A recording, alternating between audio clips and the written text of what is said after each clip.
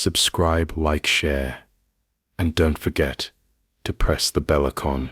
In the spring of 1912, as the RMS Titanic prepared to leave Southampton on its maiden voyage, few suspected that its journey would not simply end in tragedy, but in something far more sinister, something erased from all official records and buried beneath years of silence. The ship, hailed as a marvel of modern engineering, stood proud in the harbor, cloaked in grandeur and luxury. But among the bustling crowds and excited passengers boarding her decks, there lingered a quiet, almost imperceptible unease. The sky that morning had been unusually overcast, the clouds hanging low like curtains waiting to close on a stage not yet ready. And deep within the ship's lower levels, below the luxury suites, below the servant quarters, and even below the boiler rooms, was a section that was never shown on the blueprints, a sealed corridor with no known function. The crew were told to ignore it, but rumors had already begun to spread. They called it Compartment 39, though no such name appeared in any official document. It was said that during the final phases of construction in Belfast, a group of workers vanished while installing the final fixtures near the cargo hold. At the time it was brushed off as an accident, an unfortunate fall perhaps, or unauthorized drinking that led them to sneak into unfinished areas. But those who had been close to the workers knew something else had happened. Their tools were found still running on the floor, but there was no blood, no signs of struggle, and no bodies. The foreman who discovered the scene had refused to enter that corridor ever again. Before Titanic ever touched water, it already bore the weight of unspoken secrets. As passengers filled the ship, a few noticed strange things, shadows moving across walls in areas where no one stood, voices echoing through the steel halls at night. One woman, a wealthy widow from Paris traveling alone in first class, swore she heard soft crying beneath her floor every night, and yet her cabin was directly above an empty storage space. When she reported it to the steward, he checked the area and returned visibly pale, claiming there was nothing but cold air and empty walls. But his eyes told a different story. He would resign quietly at the next stop in Cherbourg, never to sail again. Among the crew was a stoker named Callum, a man who had worked on dozens of ships and feared none. But Titanic disturbed him. The deeper he ventured into the ship's bowels to feed the coal-hungry engines, the more wrong it all felt. There were times he claimed the air down there was too thick to breathe, despite the ventilation working perfectly, and once he swore he saw a man standing just beyond the flicker of his lantern, a man with soaked clothes, as though he had drowned, his eyes hollow and black. When Callum shouted, the figure vanished, but the stoker's boots were wet for the rest of his shift, though he never stepped in water. Then there was the matter of the extra manifest, a list of cargo that wasn't shared with the public, a box, roughly 7 feet in length, loaded under armed guard just before departure. The men who delivered it wore no uniforms, no insignias, and left immediately once the crate was secured. No one knew what it contained. It was placed in the area nearest to Compartment 39. That same night, as the ship sailed into the Atlantic, the animals on board began acting erratically. Dogs whined and refused to eat. Horses below deck kicked wildly at their enclosures. A canary, kept by a second-class passenger, was found dead in its cage, its tiny wings torn off, as if by invisible hands. Passengers began to feel strange as well. Nightmares became common. People who had never met before began reporting identical dreams of drowning in dark crimson water. A third-class child was found sleepwalking near the stern at 3 a.m.,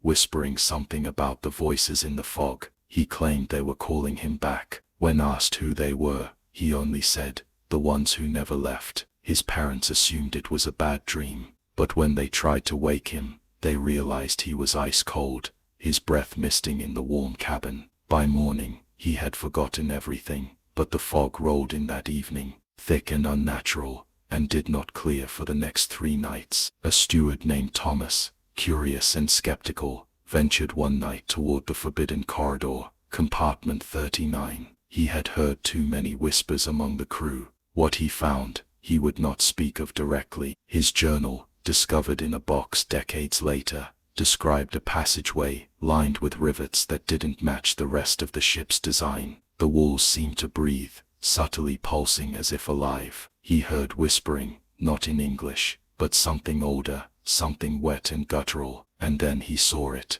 the door, black metal, sealed by bolts with strange symbols etched across its surface, not like anything he had seen before. The closer he stepped, the colder the air grew. He reached out, foolishly, and touched the surface. It burned, not hot, but freezing, deep into the bone. He ran. He never returned to that level again. On April 12th, 2 days before the iceberg, several passengers vanished without trace. A young newlywed couple, a Russian immigrant, and one of the boiler room engineers. Searches were conducted, but no one had seen them leave their rooms. Their belongings remained untouched. It was assumed they had fallen overboard, though the sea was calm, and no alarms were raised. The official records were quietly edited, but there were whispers among the stewards. Some said they had seen them, afterward, wandering the halls late at night, their eyes blank, their mouths slightly open, as if mid-scream. The crew were told to ignore it. The ship was enormous, and it was easy to get lost, especially in the lower decks. But one strange fact was later confirmed by multiple sources. The ship's layout had changed. Corridors that once led to storage now led to nowhere. One hallway ended in a solid wall that hadn't been there the day before. A small group of children, playing hide and seek, were found weeping inside a janitor closet, claiming they had been trapped in a moving hallway for hours, though they had only been missing for minutes. When asked what they saw, they described a room filled with water that wasn't rising or falling, just still, and inside that water, shapes moved.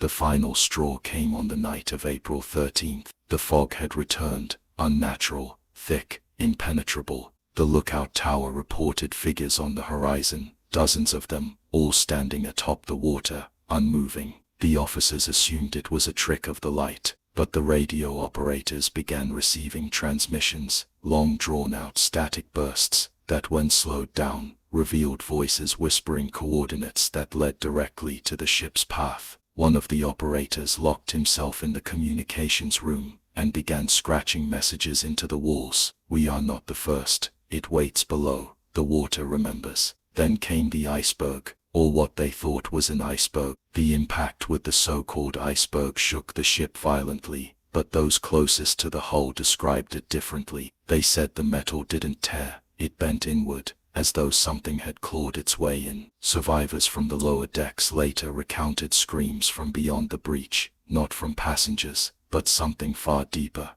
The water that surged in was darker than expected, almost black, and seemed unnaturally cold, biting at the flesh even before it touched. Crewmen, who responded to the flooding, described seeing shapes moving against the current, figures that swam like eels, but with faces that resembled humans, eyes completely white, and gaping mouths forever open. One man lost his mind then and there, clawing at his own ears until they bled. He had heard something, a voice, no words, just a song, ancient and low, echoing through the steel, as though the ship itself were humming. While the officers above scrambled to control the chaos, something began to happen in the sealed part of the ship. Compartment 39, which had remained silent since departure, now emanated a deep, mechanical rumble, like a machine powering up. The black door, the one Thomas had seen in his journal, began to sweat, the symbols glowing faintly in the darkness. A steward who tried to investigate was found screaming in the hallway, eyes rolled back, muttering about a face in the metal, and teeth behind the walls. Others claimed to hear knocking from inside the door, slow and rhythmic, growing louder with every passing hour. Back on deck, lifeboats were being filled, but not everyone who entered them survived.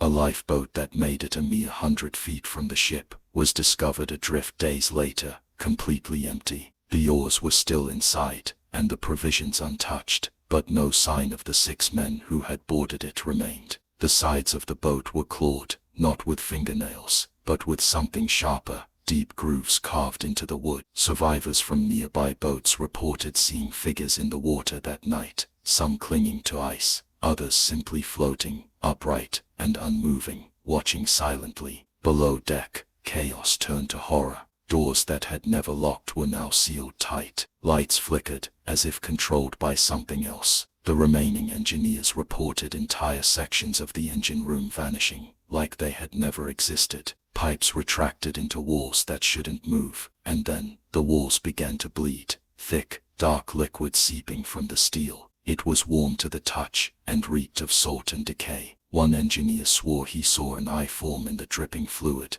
blink, and vanish. Callum, the stoker who had first sensed something wrong, tried to lead a group of men toward the lifeboats. But the ship had changed. The familiar corridors were twisted, and staircases led nowhere. They found themselves trapped near the cargo hold right outside compartment 39. The door was now wide open. Inside, there was no room, just a void, endless and whispering. One by one, the men began to walk into it, as though pulled by invisible hands. Callum resisted, but the void pulsed, and from within, something crawled out. It was not a creature, not in the way we understand, but a presence wrapped in flesh and memory. It wore the faces of the missing, their mouths stitched shut, their limbs bent in impossible angles. Callum ran. Upstairs, passengers wept and screamed, as the ship began its final descent. But what haunts the few who lived is not the sinking, it is the silence that followed. The moment the ship cracked in two,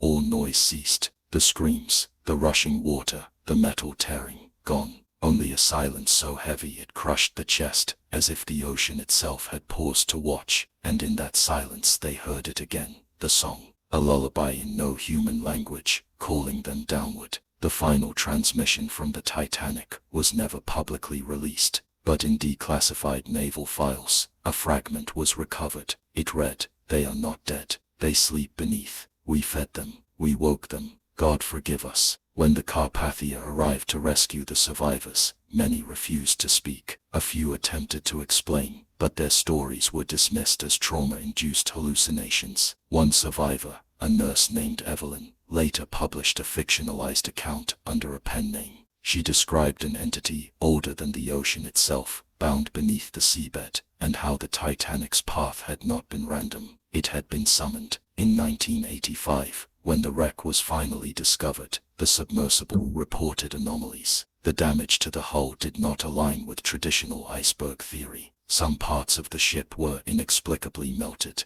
Cameras failed, equipment shorted out, and footage from one dive was classified by the military, never shown to the public. But a leaked frame, grainy and distorted, shows something staring back at the camera from a shattered window. A face, long drowned, eyes open, mouth stretched in eternal scream. The Titanic sank over a century ago, but it didn't just carry passengers, it carried a secret, a gate, and something passed through it. The nights after the sinking of the Titanic were not only filled with sorrow, but also with tales of the inexplicable and unexplainable. Survivors who made it to the lifeboats whispered about chilling encounters in the cold Atlantic darkness, voices calling out from beneath the waves, shadowy figures drifting just beyond the reach of their flickering lanterns. It was as if the ship's tragedy had stirred something ancient and malevolent in the depths, a curse born not just from human error, but from something far darker lurking beneath the ocean's surface. Over time, reports began to emerge from deep-sea explorers and divers who dared to venture near the wreckage. Strange lights and unearthly sounds, inexplicable malfunctions of equipment, and a pervasive sense of dread were common experiences. Some who descended to the Titanic's remains described ghostly apparitions of passengers who seemed trapped between worlds, their faces frozen in terror.